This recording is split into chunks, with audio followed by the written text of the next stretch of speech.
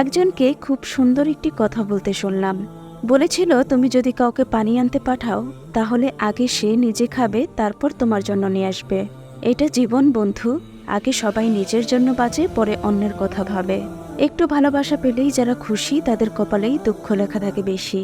রাজনীতির সাথে সম্পর্ক থাকলে সমস্যা নেই, কিন্তু সম্পর্কের মধ্যে রাজনীতি যেন না থাকে। সম্পর্ক কমানোর সহজ পদ্ধতি হলো সত্য বলতে থাকুন, সম্পর্ক কমতে থাকবে। অর্থ গেলে সেটা কিছু যাওয়া নয়, স্বাস্থ্য গেলে সেটা সামান্য কিছু যাওয়া, আর চরিত্র যাওয়ার অর্থ সব কিছু চলে যাওয়া। যারা সৎ পথে প্রকাশ্যে উপার্জন করে তারা অন্তরালে দান করে, আর যারা অসৎ পথে অন্তরালে উপার্জন করে তারাই প্রকাশ্যে দান করে। নিজে নিজেই হাসতে শেখো, কারণ কিভাবে কাঁদতে হয় তা শেখানোর জন্য সমাজের প্রতি পদে পদে মানুষ প্রস্তুত আছে। সুখী হওয়ার জন্য কি লাগে? চলার পথের সততা, বিশ্বাস করার মতো মানুষ, আর একটু ভালোবাসা। অবহেলা করলে লোহায়ও মরিচা ধরে। আর আমি তো ছিলাম মানুষ মাত্র। মানুষ আসলে কখনোই কথা বলার বন্ধু খুঁজে না। মানুষের চিরকালের অভাব একজন নীরবতার সঙ্গীত, যে শুধুই শুনবে। সেই সব মানুষগুলো সাপের থেকেও বেশি বিষাক্ত হয়, যাদের মুখে এক কথা আর অন্তরটা বিষাক্ততায় ভরা। মেয়েদের সাথে দুটি কাজ না করলে সম্পর্ক টিকে থাকে না। নাম্বার 1, তাকে সময় না দিলে। নাম্বার 2, তার মতামতকে গুরুত্ব না দিলে। শুরুতে শিশুর হাতে পেন্সিল, রাবার দেওয়া হয় যেন ভুল হলে মুছে ঠিক করতে পারে।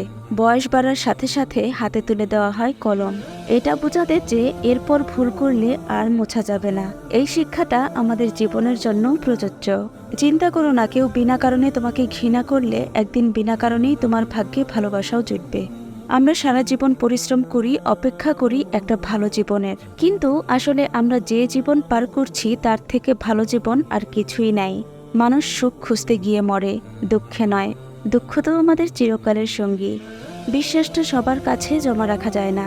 যে বিশ্বাসের মর্যাদা দেবে তার চেয়ে পৃথিবীতে আপন আর কেউ নেই। কেউ ভুল বুঝলে তখন আর কথা বাড়াতে ইচ্ছা করে না, যে যা বোঝার বুঝে বসে থাকুক। দুটো জিনিস প্রকাশ করাই উচিত নয়। নাম্বার 1, কষ্ট প্রকাশ করলেই হাসির পাত্র হবেন। নাম্বার 2, ভালোবাসা প্রকাশ করলেই অবহেলার পাত্র হবেন। মারা গেলে অশ্রু ছড়ানোর লোক অনেক পাওয়া যায়, বেঁচে থাকতে কষ্টের দিনে পাশে দাঁড়ানোর মতো মানুষ পাওয়া সত্যিই ভাগ্যের ব্যাপার। নিজেকে এমনভাবে প্রতিষ্ঠিত করব যেন একদিন এটা বলতে পারি, মা তোমার যেটা পছন্দ কিনে নাও, টাকা আমি দেব। কেউ জীবনে এসে মাঝপথে চলে যাওয়ার চাইতে না আসাটাই বোধহয় ভালো।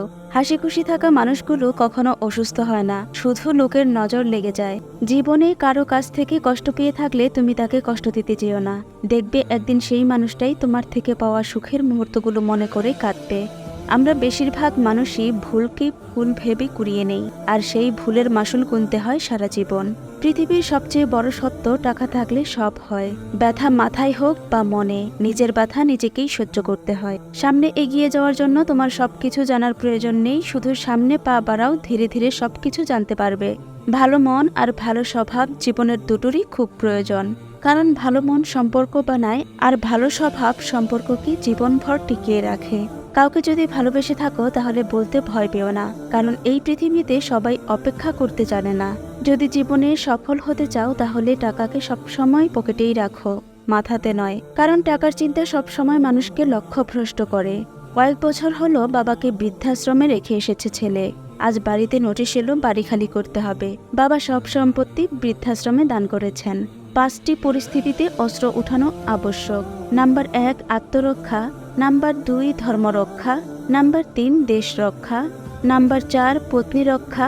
এবং নাম্বার 5, কুল রক্ষা। তুমি কোটি টাকার মালিক হতে পারো, কিন্তু অসহায় মানুষের সাথে তোমার ব্যবহারেই প্রমাণ করে দিবে তুমি কোন পরিবার থেকে উঠে এসেছো।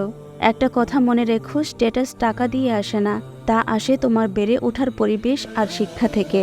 বয়স বাড়ে, আয়ু কমতে থাকে, ধীরে ধীরে হাসির দৈর্ঘ্য ছোট হয়, সম্পর্কের পরিধিও ক্ষীণ হয়ে আসে, সাথে স্মৃতির পাতা লম্বা হতে থাকে।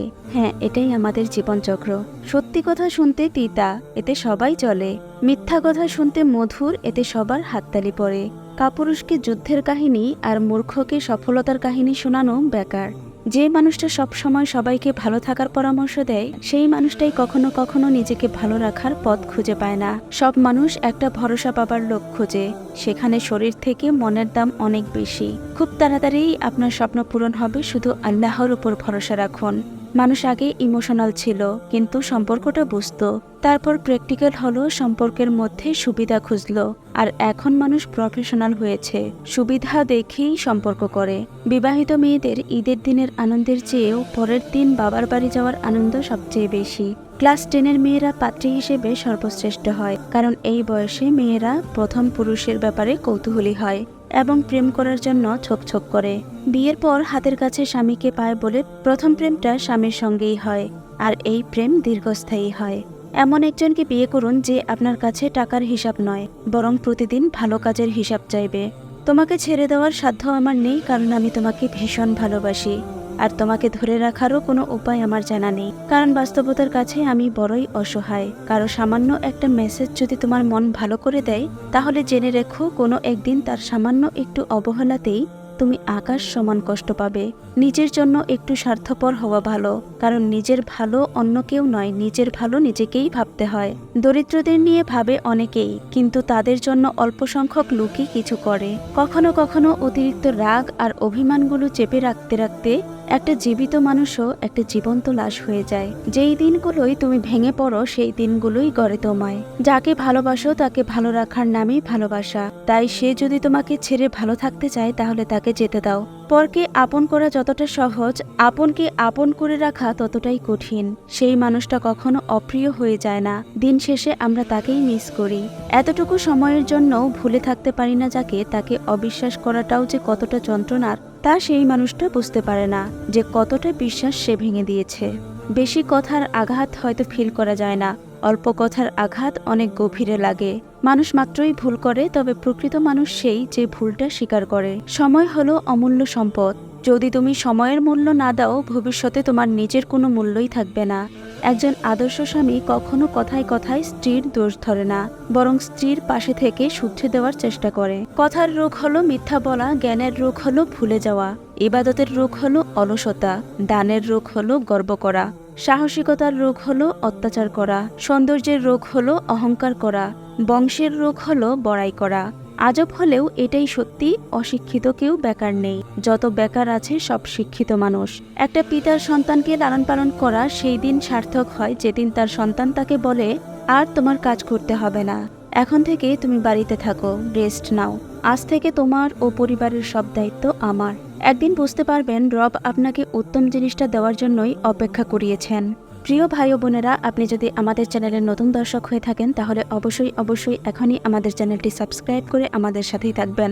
আপনার সুস্থতা কামনা করে আজকের ভিডিওটি এখানেই শেষ করছি। ভালো থাকবেন সবাই। আসসালামু আলাইকুম ওয়া রাহমাতুল্লাহ।